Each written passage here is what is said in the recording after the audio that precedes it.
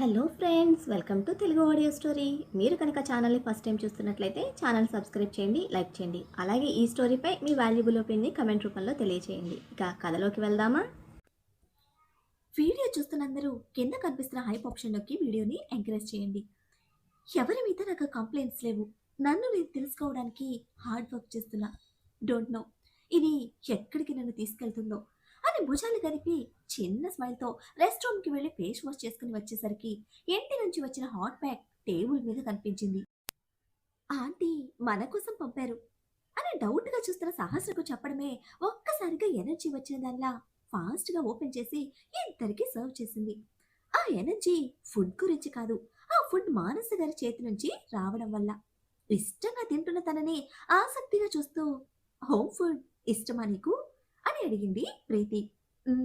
Love it so much. నాకు ఊహ తెలిసేసరికి అమ్మ నుంచి చాలా దూరంగా ఉన్నాను. అండ్ ఇండియా నుంచి కూడా. ఎప్పుడైనా వచ్చేదమ్మా. ఇక ఆ రోజు నాకు పండగే. మొత్తం తనే స్వయంగా చేసి పెట్టేది. 1 వీక్ అలా ఉండి మళ్ళీ ఇండియా వచ్చేసేది. అమ్మ ఎప్పుడు వస్తుందా, ఎప్పుడు తన చేతి ఫుడ్ తింటానా అని మళ్ళీ అమ్మ వచ్చే వరకు వెయిట్ చేసేదాన్ని. ఇండియా ఫుడ్ అంటే చాలా ఇష్టం. ముఖ్యంగా ఇలా ప్రేమ ఆప్యాయత నిండిన ఫుడ్ అందరికీ దొరకదు. మీరంతా చాలా లక్కీ. ఆంటీ సో స్వీట్ అని ఎమోషనల్ అవుతున్న సహస్రను సైడ్ హగ్ చేసుకుంది ప్రీతి. 2 మినిట్స్ తర్వాత వదిలితే కళ్ళు తుడుచుకొని చిన్న స్మైల్ ఇచ్చిన Sahasra, aunty so loving person.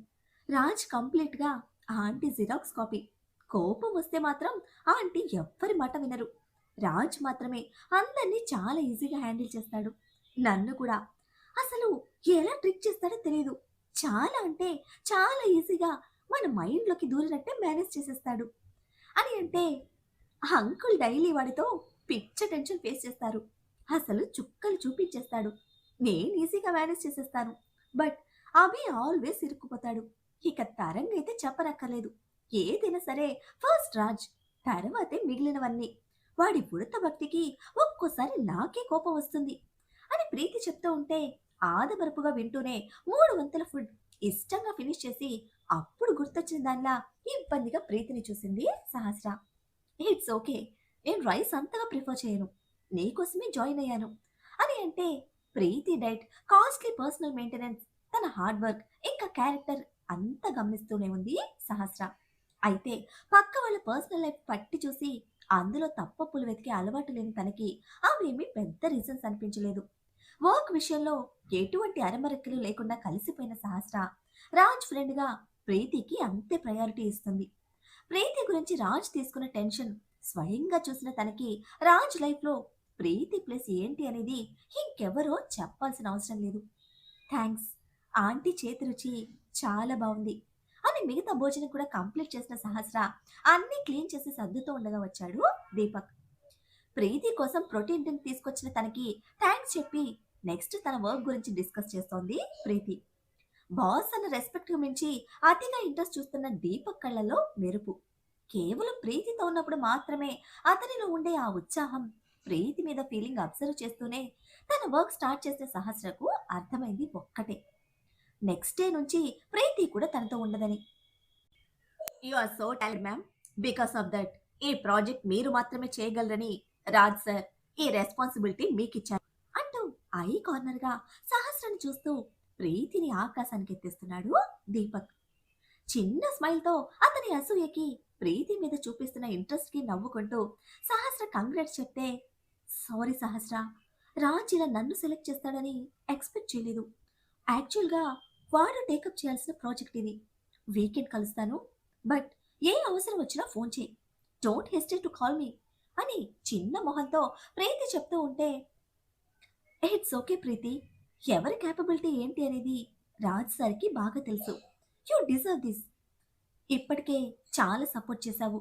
Once again thanks for that. నీ ప్రాజెక్ట్ మీద ఫోకస్ చేయి, నా గురించి అస్సలు టెన్షన్ వద్దు, కాల్ చేస్తాను అని చాలా నార్మల్గా తనకైతే చెప్పింది. కానీ రాజ్ డెసిషన్ మీద హేమీ ఫీల్ తనలో.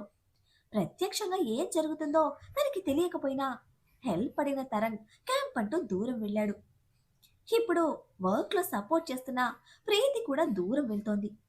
దగ్గరవ్వాలని చూస్తున్న ప్రతి ఒక్కరూ దూరం అవుతూ ఉంటే ఎందుకో లోన్లీ ఫీలింగ్. రాజ్ మీద కోపం రావడంతో పాటు భయం కూడా వేస్తోంది. దీపక్ని పంపించి కాసేపు మాట్లాడి ప్రీతి వెళ్ళిపోయాక తిరిగి వర్క్లో బిజీ అయిపోయింది సహస్ర. లీగల్గా అన్ని రెస్పాన్సిబిలిటీస్ క్లియర్ చేసుకున్న రాజ్ రిలాక్స్డ్గా మానస గారి దగ్గరే ఉండిపోయాడు. బట్ అమ్మ కొడుకులు ఇద్దరి మధ్య మాటలు మాత్రం లేవు. సుజాతమ్మని అడ్డం వేసుకుని అమ్మ కొడుకులు ఇద్దరు చేస్తున్న సంభాషణకి మొండి ఘటాలు అని నిట్టూర్చి ఆఫీస్కి వచ్చేశారు జయదేవ్ గారు.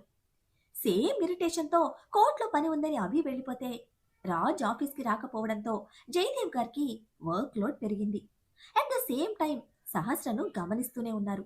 అదే రోజు ఈవినింగ్ ప్రీతిని అడిగితే రాజ్ డెసిషన్ అని ఇక దాచలేక చెప్పేసింది. కొడుకు మీద కొండంత నమ్మకం ఉన్న జయదేవ్ గారి ఆలోచన సహస్ర ఫ్యూచర్ గురించి చూసింది. ఇప్పుడు ఒక ప్రాజెక్ట్ లీడ్ చేయలేంది రేపు చతుర్వేది కాటన్ ఫ్యాక్టరీస్ ఎలా హ్యాండిల్ చేస్తుంది? వాడి డెసిషన్ కరెక్ట్ గానే ఉంది అని సమర్థించారు జయదేవ్. సహస్ర చతుర్వేది వారసురాలని తెలియడమే షాక్ అయింది ప్రీతి. ప్రీతి కన్నా డబుల్ షాక్ అయ్యాడు దీపక్. రాగిణి మనోజ్ గారికి చెప్పేటప్పుడు ప్రీతి లేదు. ఆ తర్వాత పేరెంట్స్ కూడా తనతో డిస్కస్ చేయలేదు. రాజ్కి నేను ఎప్పుడూ చెప్తాను, సపోర్ట్ చేయడం అంటే సాయం చేయడం కాదు, జీవితాన్నివ్వడం. లైఫ్లో ఇంకెప్పుడు మరొకరి సాయం కోసం ఎదురు చూడకుండా వాళ్ళని వాళ్ళు తెలుసుకునేలా చేయడం. ఇట్స్ ఓకే, తను ఎంత స్ట్రెస్ తీసుకున్నా పర్వాలేదు. తన క్యాపబిలిటీ ఏంటో తను తెలుసుకోవాలి. ఇప్పుడు తను తీసుకునే స్ట్రెస్ తనని ఒక సక్సెస్ఫుల్ ఉమెన్గా నిలబెడుతుంది. అన్నీ తెలుసుకోవాలి, అన్నీ ఫేస్ చేయాలి, వాటి నుంచి నేర్చుకోవాలి, తనని తాను నిలబెట్టుకోవాలి. తప్పులు జరిగినా పర్వాలేదు, ఎవరు తక్కువగా చూసినా పర్వాలేదు, నువ్వు ఇంకా ఇన్వాల్వ్ అవ్వకు. సహస్రకి ఏదైనా అవసరం ఉంటే నేను చూసుకుంటాను అని ప్రీతి ఇంకా దీపక్కి కూడా క్లియర్గా చెప్పడంతో సరే అన్నారు ఇద్దరు. దీపక్ ఇంకా అదే షాక్లో ఉండి బయటకు రాగానే, మ్యామ్, సార్ చెప్పింది నిజమా? సహస్ర చతుర్వేది ఫ్యామిలీ వారసురాలా అని యాక్సెప్ట్ చేయలేని అసహనంతో అడిగాడు. ఒక వ్యక్తిగా సహస్ర కన్నా ఒక సంస్థగా చతుర్వేది ఇండస్ట్రీస్ ఒక బ్రాండ్, ఒక స్టేటస్. ఆస్తుల పరంగా కాదు, స్వతంత్ర భారతదేశపు విజయకేతనంలో తన వంతు పాత్ర పోషించిన చతుర్వేది ఇండస్ట్రీస్కి దేశమంతా ఒక గుర్తింపు ఉంది. అటువంటి చతుర్వేది వారసురాలు సింగిల్గా ఉండడం, అనాథల సపోర్ట్ కోసం చూడడం, ఈ విధంగా రాజ్తో ఉండడం, ఇంకా ఇద్దరి మధ్య రిలేషన్, సహస్ర ఐడెంటిటీ సీక్రెట్గా ఉండడం చాలా కష్టంగా అనిపిస్తూ ఉంటే ఇంకా తనే యాక్సెప్ట్ చేయలేని నిజాలకు దీపక్ ఏం చెప్తుంది? అంకుల్ చెప్పింది విన్నావుగా, ఇట్స్ ట్రూ. తన గురించి ఏ విషయం స్టాఫ్కి తెలియకూడదు. Be careful. రాజ్ డెసిషన్ ఏదైనా సరే స్ట్రిక్ట్గా ఫాలో అవ్వు, మిస్టేక్స్ ఉండకూడదు అని సీరియస్గా అడ్వైస్ చేసింది ప్రీతి. ఒక నార్మల్ పర్సన్గా చూసిన సహస్ర కొన్ని నిమిషాల్లోనే చతుర్వేది ఫ్యాక్టరీకి ఓనర్గా మారిపోవడం డైజెస్ట్ చేసుకోలేకపోతున్నాడు దీపక్. తనకి నచ్చినా నచ్చకపోయినా నిజమైతే మార్చలేడుగా. నిమిషం కూడా కూర్చోకుండా టీం మొత్తాన్ని కవర్ చేస్తూ తనకి తెలియనిది నేర్చుకుంటూ వాళ్ళని గైడ్ చేస్తున్న సహస్ర ముఖంలోని అలసటెరుగని నవ్వుని క్షణకాలం తీక్షణంగా చూసిన దీపక్లో ఇది అని చెప్పలేని అసూయ. నీ ఫ్యామిలీ బ్యాక్గ్రౌండ్ నీ స్టేటస్ ని మార్చుండొచ్చు, బట్ నీ ప్లేస్ ఎప్పటికీ మారదు అంటూ అద్దంలో నుంచి కనిపిస్తున్న సహస్ర ఫేస్ మీద కసిగా అరిచేతిని బిగించాడు దీపక్. నందిత మమ్మీ నిద్రపోతుందని తెలిసి ఆఫీస్కి వెళ్ళిన డాడీకి ఫోన్ చేసి చెప్పి తన్మయి హల్దీ ఫంక్షన్కి వెళ్ళిపోయింది క్యూటీ బేబీ. అప్పటి వరకు క్యూటీ బేబీని అన్ని సైడ్స్ నుంచి స్కాన్ చేస్తున్న వైభవ్కు పిచ్చెక్కుతోంది. ఆ నైట్ రూమ్లో తనతో ఉన్నది ఎవరో తెలియక సరిగ్గా అప్పుడే ఫోన్ వచ్చింది లాలస నుంచి. కొత్త నెంబర్ చూసి డౌట్ పడుతూనే లిఫ్ట్ చేసిన వైభవ్ను, నా కోసం వెతుకుతున్నావా అని స్వీట్గా ప్రశ్నించింది లాలస. ఎవరు నువ్వు, ఎక్కడుంటావు అని కోపం టెన్షన్ మిక్స్ చేసి అడిగాడు. నేను నా బాయ్ ఫ్రెండ్ కోసం వస్తే నువ్వు నా లైఫ్ నాశనం చేశావు. నువ్వు వెళ్ళిపోయిన తర్వాతే తెలిసింది నువ్వు మిస్సెస్ అమర్నాథ్కి కాబోయే అల్లుడని. లిఖితతో ఎంగేజ్మెంట్ చేసుకుంటూ నాతో క్లోజ్ అయ్యావు. చీకట్లో నాకు తెలియలేదు. కనీసం కాబోయే భార్య గురించి కూడా నీకు తెలీదా? పైగా లవ్ చేస్తున్నాను, నచ్చావు అంటూ రింగ్ కూడా పెట్టావు అని అంటుంటే అది క్యూటీ అనుకుని పెట్టాను అని బుకాయించాడు వైభవ్. నీ ఫీలింగ్స్ అన్ని చల్లారాక రింగ్ పెట్టావు, అప్పుడు కూడా క్యూటీ అనుకుని పెట్టావా అని లాలస సీరియస్ అయ్యేసరికి ఆన్సర్ లేదు వైభవ్ నుంచి. నేనేం చేయాలి? డాడీ డౌట్ పడి అడిగితే మొత్తం చెప్పేశాను. డాడీ చాలా కోపంగా ఉన్నారు. నేను కలవాలంటున్నారు అని వైభవ్ గుండెకి చిల్లు పలిలా ఏడుస్తోంది లాలస. Are you mad? అలా ఎలా చెప్తావు అని ఫుల్ టెన్షన్ గా అరిచి గోల చేస్తూ, ఈ విషయం ఆంటీకి తెలిసిందంటే నేను కెనడాకి స్ట్రైట్ గా వెళ్ళను. డూ యు నో దట్ అని ఫైర్ అవుతున్నాడు అభినవ్. డోంట్ నో వైభవ్, నేను డాడీకి మాత్రమే చెప్పాను. ఇప్పుడు నువ్వు రైట్ స్టెప్ తీసుకోకపోతే అందరికీ తెలిసిపోతుంది. ఆలోచించుకొని కాల్ చేయి అని ఏడుస్తూ లాలస ఫోన్ పెట్టేసేసరికి తల పట్టుకున్నాడు వైభవ్. ఇప్పుడు ఈ విషయం ఆంటీకి తెలిస్తే బిజినెస్ లో ఆవిడ పెట్టిన ఇన్వెస్ట్మెంట్ వెనక్కి అడుగుతారు. నో నో, తెలియకుండా మేనేజ్ చేయాలి అని అప్పటికప్పుడు లాలసకి కాల్ బ్యాక్ చేశాడు. కోర్ట్ వర్క్ కంప్లీట్ చేసుకుని రూమ్ కి వచ్చేసరికి టేబుల్ మీద హార్ట్ షేప్ లో రెడ్ వెల్వెట్ కేక్ కనిపించి మున్నిని సీరియస్ గా చూశాడు అభినవ్. అది ఎలా వచ్చింది అని చెప్పాల్సిన అవసరం లేని చోట ఆపే కోపానికి సైలెంట్ గా బయటికి వెళ్ళిపోయింది మున్ని. ఇడియట్, ఒక్క నైట్ తో డిస్టెన్స్ బ్రేక్ చేస్తూ మళ్ళీ అతుక్కుపోయావు అని కోపం చూపలేని ఇరిటేషన్ తోనే కేక్ పక్కనే ఉన్న గ్రీటింగ్ కార్డ్ తీసుకున్నాడు Abhi. I love you rowdy baby, ఇది మన ఎంగేజ్మెంట్ కేక్. యాక్చువల్ గా నీతో కలిసి సెలబ్రేట్ చేసుకోవాలనుంది, బట్ నీ కోపానికి నువ్వు బ్రేక్ వేయలేవు. నా వాగుడు నేను మ్యూట్ చేయలేను. డోంట్ నో రౌడీ బేబీ, నీతో ఉంటేనే ఎక్కువగా వాగాలనిపిస్తుంది, ఎక్కువ అల్లరి చేయాలనిపిస్తుంది. యూనో, నైట్ నీ కోపానికి పైన కింద మొత్తం యాపిల్ రెడ్తో కందిపోయింది. అయినా నైట్ ఫుల్గా నిద్రపోయా. ఈ రోజు తన్మయి హల్దీ ఫంక్షన్కి వెళ్తున్నా. నా చీక్స్ చూసి ఖచ్చితంగా అడుగుతుంది. నేనైతే నిజం చెప్పేస్తా. And I'm so happy and so lucky. నిన్ను రింగ్తో లాక్ చేశా. మళ్ళీ నిన్ను డిస్టర్బ్ చేసి కొట్టించుకోవాలని అస్సలు లేదు. ఇద్దరి బదులు నువ్వే కేక్ కట్ చేయి. లవ్ యూ రౌడీ బేబీ అని ఫినిష్ చేసిన లెటర్ గ్రీటింగ్ కార్డ్ లో పెట్టి టేబుల్ మీద పెడితే కేక్ ని చూశాడు అభి. హార్ట్ షేప్ కేక్ మధ్యలో with love your dirty girl అని రాసి ఉన్న లైన్ కి అభి పెదవులు సన్నగా విచ్చుకున్నాయి. నువ్వు నిజంగానే డర్టీ గర్ల్ అని పళ్ళు బిగించి కేక్ తీసుకుని ఫ్రిడ్జ్ లో పడేసి డోర్ సైడ్ నుంచి అబ్జర్వ్ చేస్తున్న మున్నికి ఒక సీరియస్ లుక్ ఇచ్చి వెళ్ళిపోయాడు అభి. రిజల్ట్ చెప్పమని రిక్వెస్ట్ చేసి వెళ్ళిన క్యూటీ బేబీకి కాల్ చేసింది మున్ని. కేక్ కట్ చేశాడా అని ఆత్రంగా అడిగిన క్యూటీ బేబీకి నో మ్యామ్, ఫ్రిడ్జ్ లో పెట్టేసి వెళ్ళిపోయారు.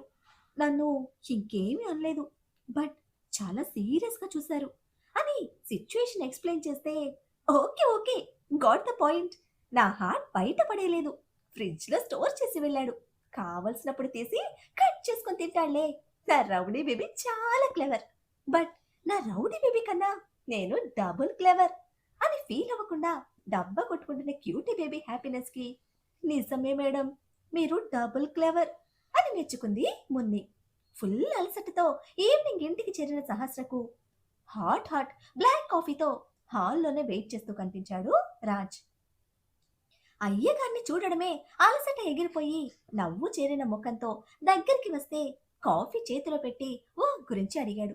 తన గురించి అడిగినందుకు డిసప్పాయింట్ అవుతూ కొత్తగా ఉంది అంటూ ద్వంద్వార్థంతో ఆన్సర్ ఇచ్చింది హంసపాప.